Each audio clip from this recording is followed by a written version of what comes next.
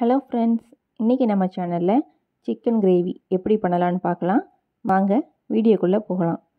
3/4 kilo chicken வாங்கி அதை மஞ்சள் போட்டு நல்லா கழுவி க்ளீன் பண்ணி எடுத்துக்கோங்க. இப்போ இதை நம்ம மேரினேட் பண்ண போகிறோம். 3 டேபிள் ஸ்பூன் தயிர் சேர்த்துக்கோங்க.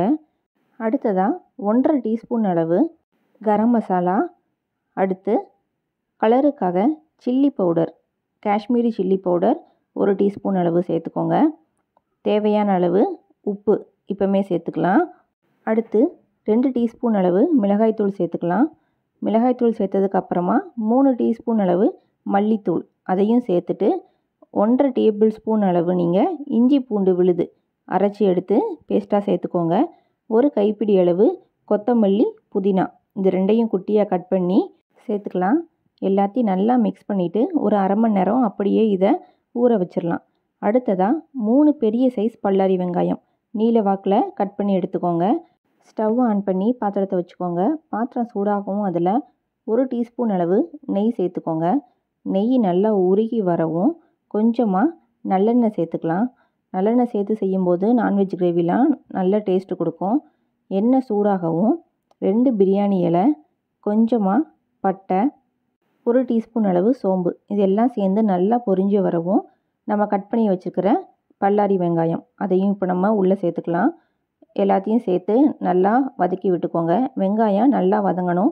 வெங்காயம் வதங்கிறதுக்காக இப்போ கொஞ்சமாக தூள் உப்பு சேர்த்துக்கலாம்.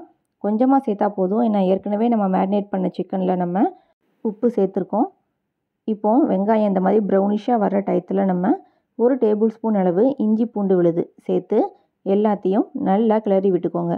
இஞ்சி பூண்டு பேஸ்ட்டோட பச்சை வாசனை போகிற அளவுக்கு நல்லா வதக்கிக்கோங்க.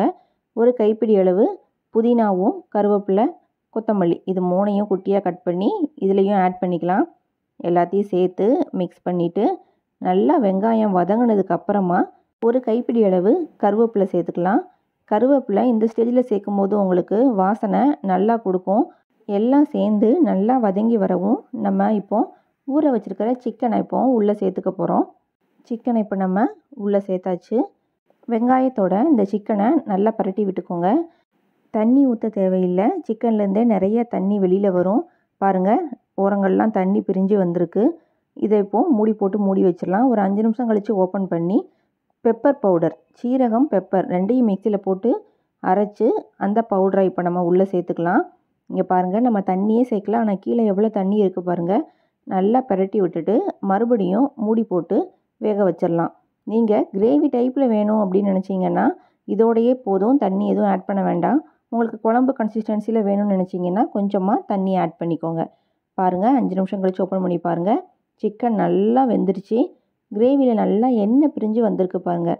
ரொம்ப சிம்பிளாக பண்ணக்கூடிய சிக்கன் கிரேவி தான். நீங்களும் வீட்டில் கண்டிப்பாக ட்ரை பண்ணி பாருங்கள். ட்ரை பண்ணி பார்த்துட்டு எப்படி இருந்துச்சுன்னு கமெண்ட் பாக்ஸில் கமெண்ட் பண்ணுங்கள். மறக்காமல் நம்ம சேனலையும் சப்ஸ்கிரைப் பண்ணிடுங்க. தேங்க்யூ.